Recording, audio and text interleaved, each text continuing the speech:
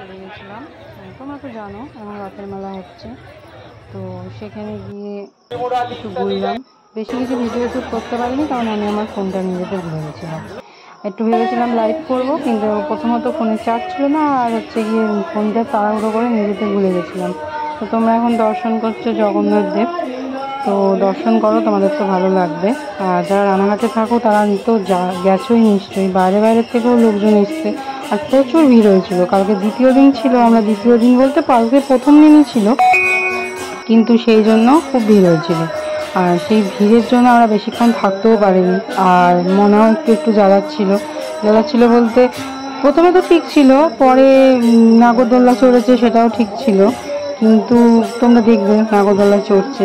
আর একটুখানি slow মোশনে video করেছিলাম, দেখলাম যে কোনোদিন ট্রাই করিনি স্লোমো ভিডিও, দেখলাম আছে নাকি, সবাই দেখি স্লো মোশনে ভিডিও করে, আমার ফোনে আছে নাকি আমি জানি না, সেটা একটু করেছিলাম। অবশ্য যদিও এটা আমার ফোন ছিল না, আমার হাজব্যান্ডের ফোন ছিল, তবু একটু করলাম, ভালো লাগলো। ওই ভেবেছিলাম একটু জুম করে করব, কিন্তু তাড়াহুড়ো হচ্ছে তো জুম করতেও ভুলে গেছি।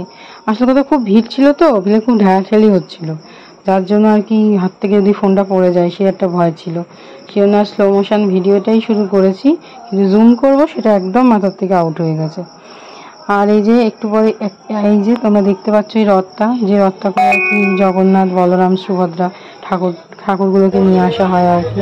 তবে একটুখানি মনের খেলনা কিনতে গেছিলাম, আর প্রচুর ভিড় ছিল, সব দোকানে আমরা ঢুকতেও পারিনি, এত ভিড় ছিল। মনের খেলনা কিনে বলে একটু খেলনার দোকানে যা গেছিলাম। আর এই যে দেখতে পাচ্ছ মনাকে নাগরদোলায় তোলা হয়েছে, খুব ভয় পাচ্ছে, পাশের ওই দিদিটাকে বারবার করে ধরছিল, আর আমরা বলছিলাম যে বেশি ধরো না দিদিটা লাগছে, ঠিক আছে। একটু ভয় পায় তো, কত বাচ্চারা দেখি কেঁদেই দিয়েছে, তাও যে চড়েছে এটাই কত। আমরা তো আলোচনা করছিলাম চড়বে কি চড়বে না।